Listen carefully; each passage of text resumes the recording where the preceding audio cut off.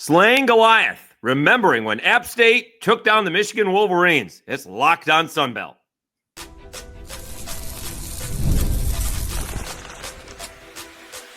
You are Locked On Sunbelt, your daily podcast on the Sunbelt Conference, part of the Locked On Podcast Network, your team every day. All right, welcome back to another edition of Locked On Sunbelt, your team every day. Today's episode is brought to you by FanDuel. You can start the season with a big return on FanDuel. New customers can place a $5 bet, and you'll get started with $150 in bonus bets if you win your first $5 bet. Visit FanDuel.com to get started. All right, as promised, as plans did work out, appreciate him working around me. Cole Weinstein is joining us, and he did a 4-part series on when App State took down the Michigan Wolverines back in 2007. It's a 4-part series, Slaying Goliath. I didn't make that up on my own. Cole, thanks very much for hopping on Locked On Sunbelt. How did you come up with this idea, and why now? Yeah, thank you so much for having me. Truthfully, this idea is one a couple years in the making. Originally, when I was trying to publish it and turn it into something, I was trying to do it for the 15-year anniversary. But honestly, the legacy of this game looms large. When I really didn't know a lot about the details of this story and was looking at it from afar, it was, when you Google what's the greatest college football upset of all time, most people will say that it's this. And candidly, as somebody who loves telling stories and loves telling sports stories, and in the timeline of when I was working on this, had just come off of doing a narrative podcast series about LaDainian Tomlinson, who's a sports hero of mine. I figured I would strive for the stars, and I figured that hopefully I could reach out to some people at Appalachian State and try to make something happen. So it was a mix of trying to get something done for the 15th anniversary, which now it has been 17 years. So it took me a little bit longer than expected to get this out. And also just the legacy of this game looms large, and we can get into it a little bit more, but there's some stuff about this game that I think is, still relevant now. Do you think, and this has just hit me now, do you think we're where we are with college football and in the playoff, and teams can beat whomever because of that ball game? Repeat what you said. So do you think we are in college football? We got this. Used to be, number 1 versus number 2. Now we went to a 4-team playoff. Now we're a 12-team playoff. We're probably going to get a 16-team playoff.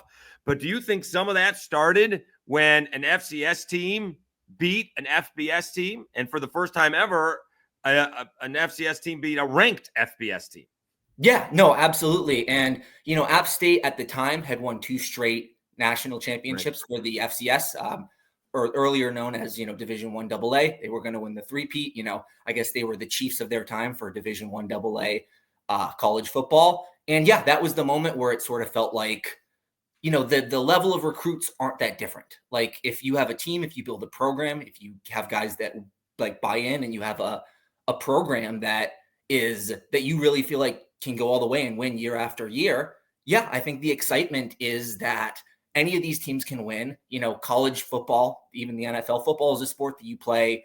If anything, maybe you play twice in a college football season. It's not something where it's, best out of 7. So any single day, any team can win if you have the willpower. And Appalachian State was a team that, again, was starting to build a dynasty. They'd already won 2 in a row. They were going to win 3 straight. And they were just on a path of, they were trying to win a championship the same way that Michigan was. And just, things went right for them that day. But it was really a championship mindset. And when, you have these smaller teams, when you have teams that can make the playoffs every single year, when now it's a 12-team playoff and more teams have the chance every year, you have more teams that develop a culture of, hey, we're in the playoff every single year. Why can't we go up against, whoever the number 1 seed is, whoever the top dog is at the time? We're talking to Cole Weinstein, Locked On Sunbelt. He is the creator of the 4-part podcast of Slaying Goliath when App State takes down Michigan. All right, so you talked to a lot of people from App State. Didn't you get a chance to talk to anybody from Michigan? No, I tried to. I got one response of somebody saying, hey, did you talk to any of our teammates? I said, no, not at the moment. And yeah, I don't think they were super interested in talking to me. But it's a long time ago. You can, I can understand how they're not over it, but you could be part of it. All right, so let's talk about what App State was thinking about heading into the ball game. Did they think Michigan was overlooking them? As you mentioned, they're the 2-time defending Division I AA champions, and they were preseason ranked number 1. Michigan couldn't have thought they were going to be a pushover. Yeah, I think really what it was that Appalachian State was confident in themselves. They were really focused no matter what, but more than even beating Michigan, it was about let's get that 3rd straight national championship. let's have the three-peat. Let's cement ourselves as, the first FCS Division I AA team to ever do that. And Michigan was just the first team on the way to that run. And I talked to a couple different guys. Leonard Love was the one who ultimately makes it on the podcast, says it, where he's like, that summer, we had more guys there voluntarily, just doing voluntary, off-season stuff than years prior, because we were really locked in on trying to get that three-peat, trying to get that championship. And of course, Michigan was talked about, but it was, the year before, actually Appalachian State the year before in 2006 won every single game but the very first game, which was the tune-up game that year. I believe it was against NC State. And so they were on a roll. They hadn't lost in, basically a year. They were, I really think it was anybody they were going to play tough, but surely they were like, Michigan is the brand. Even the strength and conditioning coach was consistently playing the Michigan fight song in the locker room. It was very much about like, we're a championship team. We're focused on ourselves. We're focused on doing the best that we can do, but also very aware, Michigan's humans just like we are. And I think one of the coaches said, who I talked to, said, I don't think I included it in the podcast, but, said like a lot of these guys are probably mad that they didn't get recruited to Michigan. And when you play a school like that, anytime you have a tune-up game like that, where it's a smaller school versus a bigger school, these guys are probably thinking like, why didn't they recruit me? I'm better than that guy.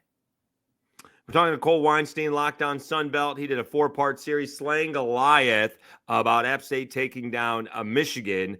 All right, when did these guys think in the game, right, that they had – we'll start with a shot. When did they think they had a shot to win this ballgame? When did it start to sink in that they could actually win this ballgame? Yeah, truthfully, I think it's after that big, historic, Dexter Jackson touchdown. I believe it's 68 yards. Third play of the drive, he just outruns the entire Michigan secondary. I think at that point, both the offense and the defense were really aware, like, we got a shot with these guys. Like we can beat these guys. And I even remember, Bobby Bozzo was a true freshman starting at defensive tackle. And he says to me, I used to practice, I would practice with these guys. Like I saw how good Armani Edwards was. I saw how good Dexter Jackson was. And if they were doing that to the Michigan defense, then why couldn't we play? But Michigan starts to drive out. Charlie Cobb, who was the director of athletics at the time, told me, Michigan starts to drive out if you're a favorite exactly how you want. They look dominant. Mike Hart has a nasty stiff arm on Leonard Love, who's starting his first game at safety. Like Michigan looks really good, has a really dominant drive on offense, but then the defense leaves the door open. App State scores at 7-7, takes all that momentum back. And I really think once the score 7-7, these guys are all thinking like, we just silenced the big house. This 109,000 people are kind of quiet right now. Like, why don't we have a chance? Why not us? Yeah, just to remind people, Dexter Jackson's 68-yard touchdown was on the ensuing possession after Michigan took that 7-0 lead. So that was their first touchdown of the game, and that just tied the game up. And that's when they thought, well, we could go toe-to-toe. And let's remind people, Michigan was preseason number 5, Big Ten favorite, and, possible for a national championship. Yeah, and they even, at the end of the year, beat Florida State, or not Florida, I should say, Tim Tebow, Urban Meyer, who had won the national championship in 2006. So, Michigan not only was contending for the national championship the whole year, loses to, Ohio State in 2006, beats Florida, who had won the national championship the year before. Like, they're going up against a lot of these, premier teams and competing against them close games, or in the case of Florida, they're winning. All right, we'll continue our conversation with Cole Weinstein, creator of Slaying Goliath, 4-part podcast on App State beating Michigan. We'll do that right after I tell you about Omaha Steaks.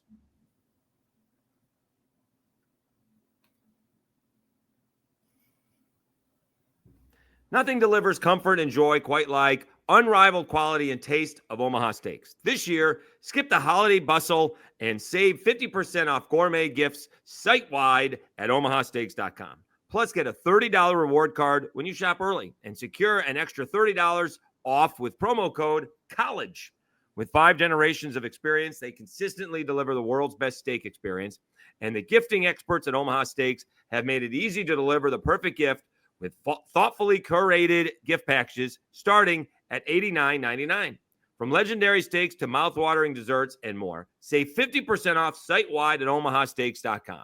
Plus, our listeners get an extra $30 off with promo code COLLEGE, just COLLEGE, and a $30 reward card when you shop early. That's 50% off at OMAHA omahasteaks.com, and an extra $30 off with promo code COLLEGE. Minimum purchase may apply.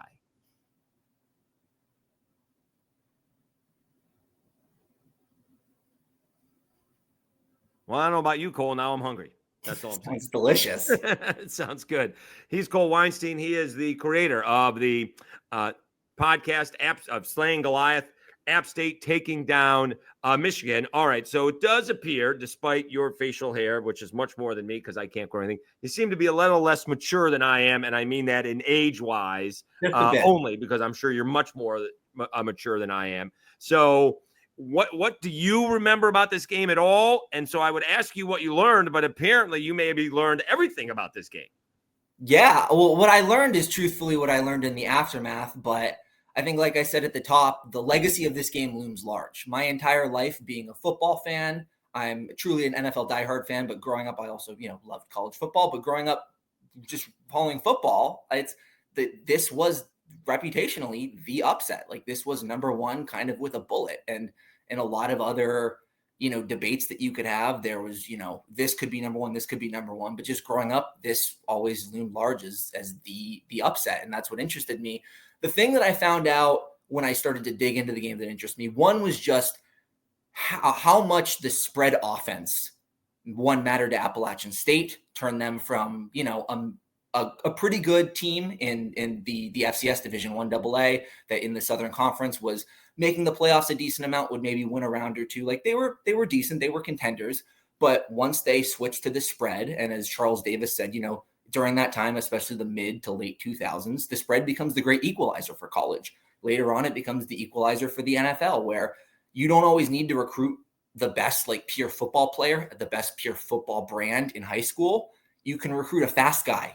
Their receiver room was filled with quarterbacks. I don't mention this in the podcast, but their entire receiver room was ex-quarterbacks who were the best athlete at their tiny high school, and they taught them to, play the position better. And the spread was like so much of the history of things are talked about with progress and how, you never see something coming, and the revolution of, this technology or this thing. And in football, it was the spread, the spread, and just the spread in comparison to Michigan, which is this classic pro style offense. They're one of the few colleges that their offense is just a pure pro style offense, quarterback under center. Chad Henne is a statue in the pocket, can make, every throw imaginable, but quarterbacks look less like Chad Henne than they do Armani Edwards in today's college game, in today's NFL game. And I think what fascinated me was how cool of a story, or how neat of a metaphor this was for the progression of the spread throughout college football and the NFL. And,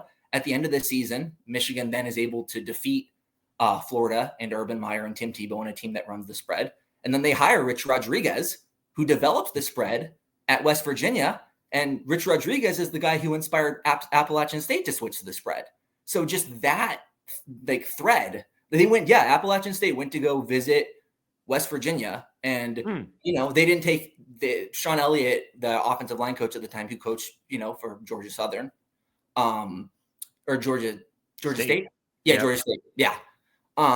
He told me, they didn't take any of the plays, but the tempo and seeing how the West Virginia offense operated was what made them decide, we're going to not be under center anymore.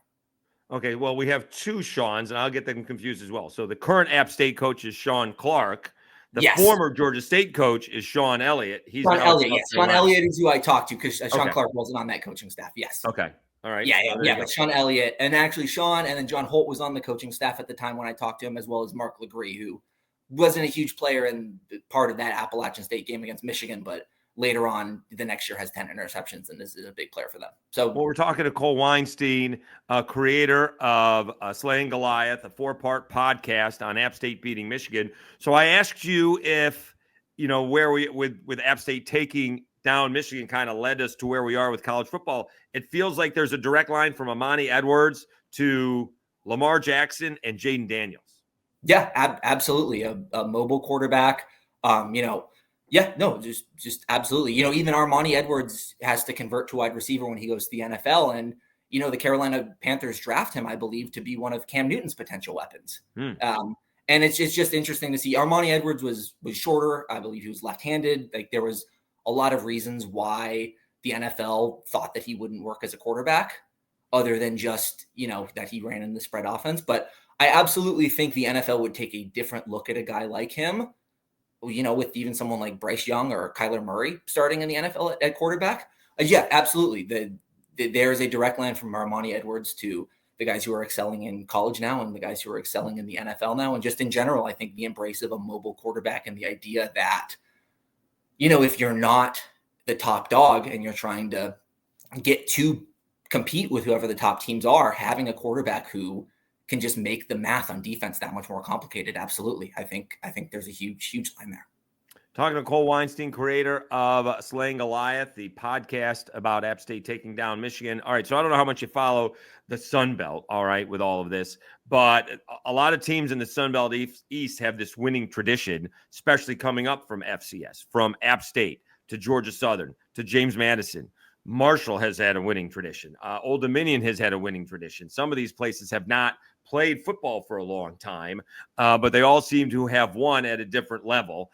The problem is everybody can't win at the same time. All right. So if everybody expects to win, someone has to lose. All right. So that's the way that works. And right now, App State is having big issues. They came in heavily favored to win the East. How much do you think the Michigan game hangs over the program as trying to live up to that standard when they're trying to compete in the Sun Belt on a week-to-week basis? Yeah, I will say, I'm not an expert on this current Appalachian State team, but something I do think is interesting is, Sean Clark, correct me if I'm wrong, was the head coach when they upset Texas A&M a couple years ago. And no, see, that's Sean Elliott. It is Sean Clark. Yes, correct. Yeah, so Sean Clark was the head coach then, and Yep.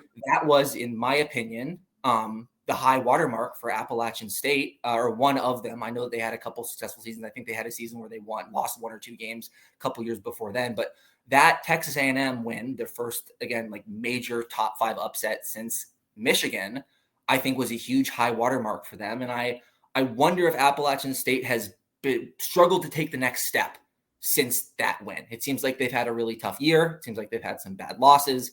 In general, Boone was hit very hard by Hurricane Helene. It seems Awful. like there's a lot of distractions going on right now. Sure. But my, 1,000-foot analysis or 10,000-foot analysis of this program is that I would ask this. Do you think the win is a monkey on whoever coach is? Because everyone's going to say, well, if you can't beat JMU and Old Dominion, how do you end up beating somebody like A&M or Michigan on a regular basis? Yeah, but I think it's also the fact that he has a new monkey on his back that he beat Texas A&M, and the expectation is, why aren't you, if you could beat Texas A&M, if you could beat, I know Jimbo Fisher didn't have the best tenure with Texas A&M, but a guy who, turned Florida State into what it was, a championship coach like Jimbo Fisher, if you can beat them, why aren't you beating, teams in your conference? Why are you struggling right now? Why aren't you, competing to win in the Sun Belt right now? And yeah, I definitely think it's a monkey when, back in 2007, when they beat Michigan, they had championships to prove for it. They were on the way to a third championship. And truthfully, I think mostly what Sean Clark's had during this tenure is, the win against Texas A&M and a couple winning seasons here. But especially with this year, I don't think the program is trending in a positive direction. But obviously, there's a lot going on. And like you said, you can't win every single year. And something I am curious about is, Appalachian State really built like a tradition of recruiting to their base, like recruiting to certain different small schools, and then having those guys come back, as alumni to high schools and say, hey, this is how it works at Appalachian State. And if you want to do what I did, here's a path to do it. And they are really good about recruiting locally. And, TJ Corman, who was talking to me about this, even mentioned, James Madison's another place that at times has had a lot of success doing this, and that some of these schools are really entrenched in their recruiting communities and are really good at, getting a good pipeline going. But if that's not happening consistently, or I guess the question I wanted to add, the thing I'm curious about with you is like, what happens if you don't have that class of seniors that leads everything? Because Appalachian State really had a graduating class that year that wanted to go out on top. And if you're not building towards that, like, I don't know what you can do. So it's all about the quarterback, right? When you swing and miss on the quarterback, you get Florida State this year, right? Sure. And Joey Yeah. Aguilar had a great year last year. He's struggling this year. But when I first got to cover, the Raging Cajuns and App State was just joining, they had like back-to-back QBs that were there for 3 years, right? It's just like he's back again, right? They're setting all kinds of records, and these were dual threat quarterbacks that they could run. And so, you get these guys at these Sunbelt schools, they're there for 3, 4, 5 years. They're not going anywhere because they redshirt their first year. Now they go, right? Nate Noel transfers out of the backfield would have been a big help to Joey Aguilar and Caden Robinson. If some, big defensive guys or offensive line guys get NIL deals, they got to go, right? And so that's what's going to kill a program like App State, from year to year. And trying to build a program is one thing. Trying to build a program every year is going to be a challenge. And maybe that's why a guy like Coach Sean Elliott got out of the head coaching deal and just took a good paying job to be the tight ends coach at South Carolina. I don't know. Yeah. So something like that. All right. Yeah, have you noticed since NIL that recruiting has really been impacted and that these smaller schools that are trying to build, really strong senior classes and maybe once every couple years have a really strong team of guys who really get it? Have you found that NIL in the Sun Belt has really broken that up? And if you're good, like you jump to the next level, you try to get the bigger, better deal? I'm not sure how much NIL has helped so far. Let's take a break and we'll come back and discuss that right after this. All right. We'll come back and we'll wrap things up with Cole Weinstein. He is the creator of Slaying Goliath, App State Taking Down Michigan. It's a 4-part podcast series. We'll do that right after I tell you about FanDuel.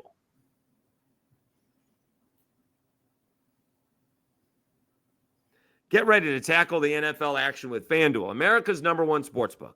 Because right now, new customers can bet $5, get $150 in bonus bets if you win.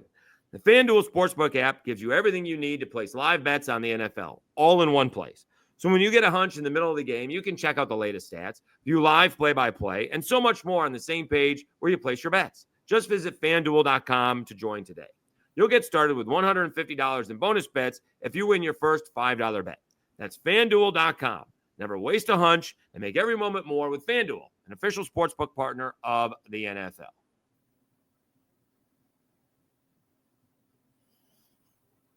All right, Dave Schultz, Cole Weinstein, Locked On Sunbelt, your team every day. Cole, the creator of Slaying Goliath, a 4-part podcast series on App State taking down Michigan. So how much has the NIL affected Group of 5 schools? I'm not sure how much it has. All right, so the Cajuns lost a couple of key players that went to Houston, but they didn't get a lot of guys coming in because they didn't lose a lot of guys. They did go out and get a punter.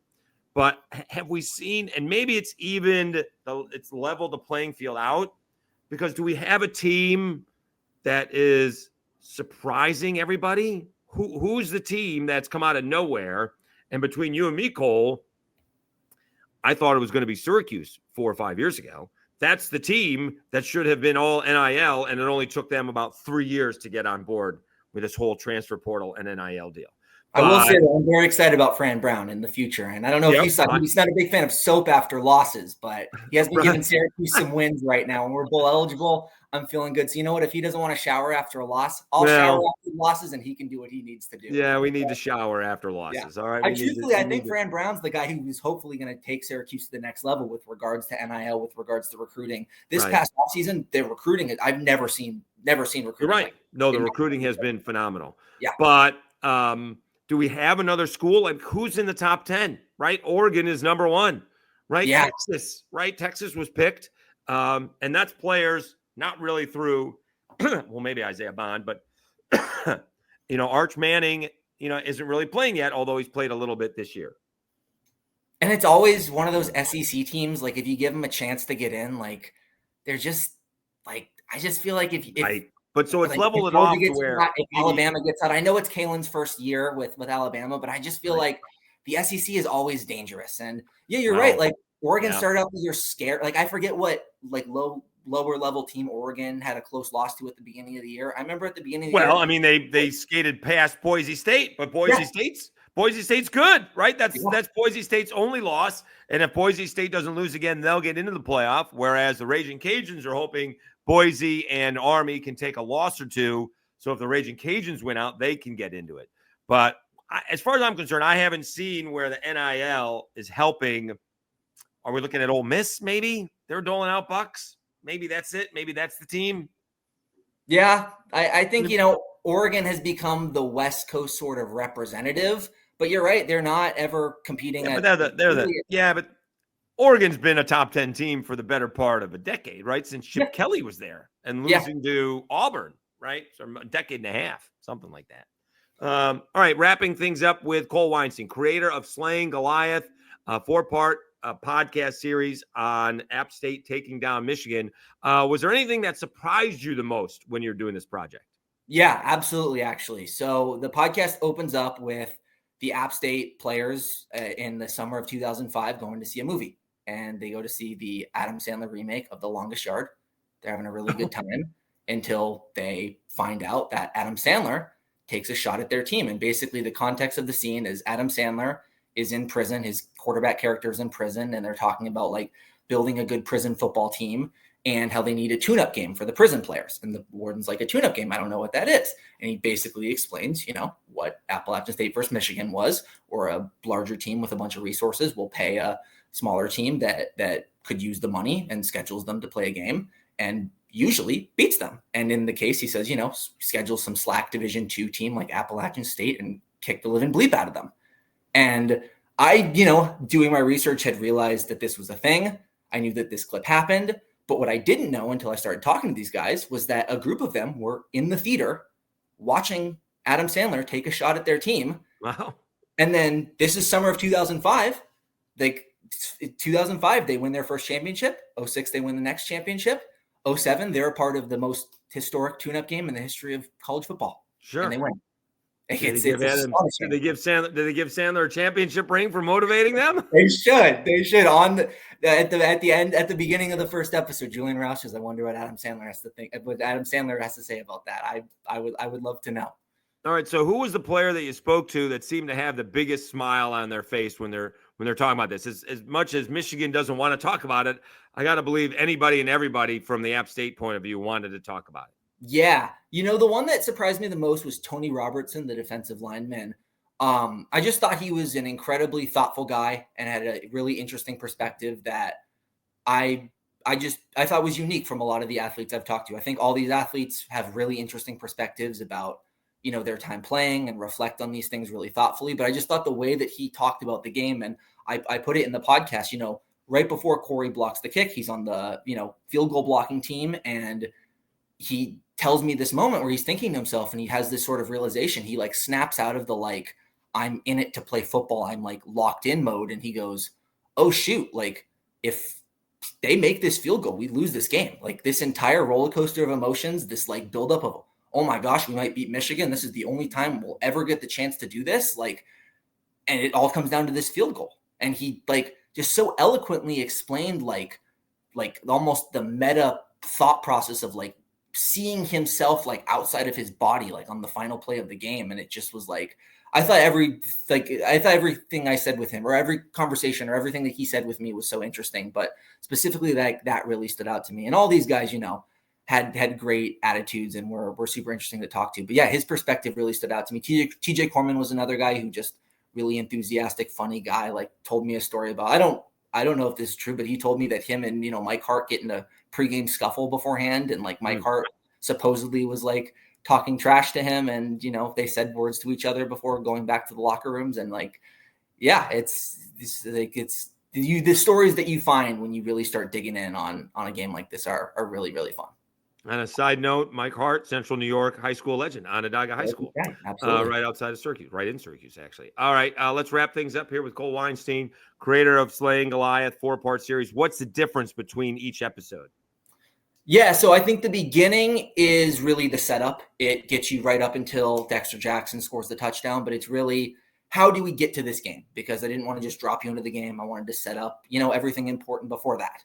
Then the second episode is everything up until halftime. It's really, how does Appalachian State go from it's 7-7 to they have a multi-score lead on the 5th-ranked team in the country, the winningest program in college football history. Then the third episode is really, Jerry Moore has this great line at halftime where he said variations of it, but it's basically, we're going to get the best that the Big Ten has to offer. Michigan's going to play us like they're playing in the Rose Bowl in the second half. And the third episode is really how did Michigan take the lead back? How did Michigan fight back and show Appalachian State, hey, we're not going to be embarrassed in this game, or we're not going to let you, beat us by multiple scores. And then, the fourth episode speaks for itself. It's the end. It's how they won, the aftermath of it all, celebrating in the locker room, the return home.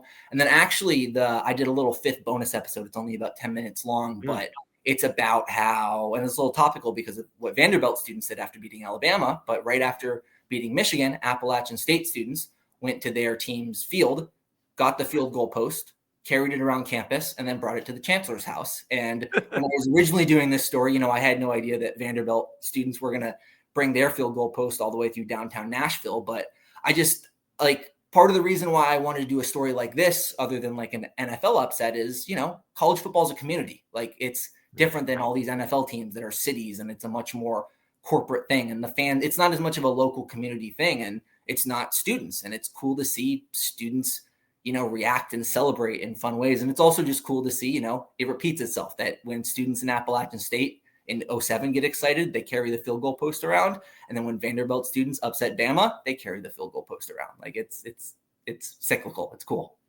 He's Cole Weinstein, creator of the 4-part podcast series, I guess 5-part podcast series on slaying Goliath, on App State taking down Michigan. Really appreciate you hopping on Locked On Sunbelt, and enjoy the football. Cole, thank you so much. This was really fun. Thank you so much.